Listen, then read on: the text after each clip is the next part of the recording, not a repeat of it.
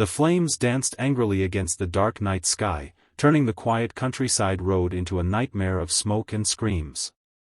A broken car door hung open, its metal frame glowing red-hot. Inside, a young boy was trapped, banging weakly against the window. Most people would have turned away in fear. But not Alina. She was just 17, a poor girl from the outskirts of town who spent her evenings helping her mother clean houses.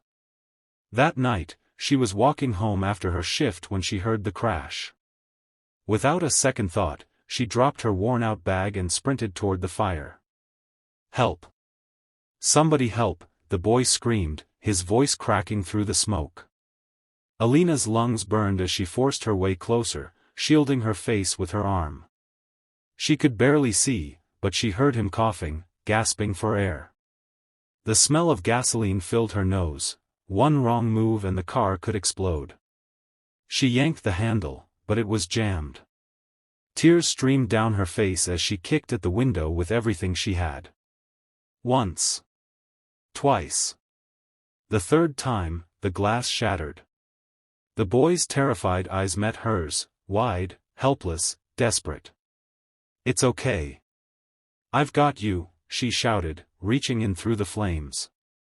The heat scorched her skin, but she didn't stop. She unbuckled the seatbelt and pulled with all her strength. The boy was half conscious when she dragged him out, collapsing onto the gravel road just seconds before the car erupted in a deafening explosion behind them. Alina covered the boy with her thin jacket, trembling as she held him close. "You're safe now," she whispered, though her own hands were blistered and bleeding. Moments later, the sound of sirens filled the air. Paramedics rushed in, followed by police and reporters. But it was the black limousine that drew everyone's eyes. From it stepped a tall man in an expensive suit, his face pale, his eyes wide with fear. It was Alexander Grant, one of the richest men in the country, a billionaire CEO whose name was known everywhere. "Ethan," he shouted, rushing to his son's side. The boy stirred, coughing weakly. "Dad, she saved me," he said, pointing to Alina, who sat shivering on the curb, too dazed to speak. Alexander's gaze followed his son's trembling hand. His eyes landed on the girl, dirty clothes, burned sleeves, face smudged with ash, but with the kindest, bravest eyes he had ever seen. For a moment, he couldn't speak.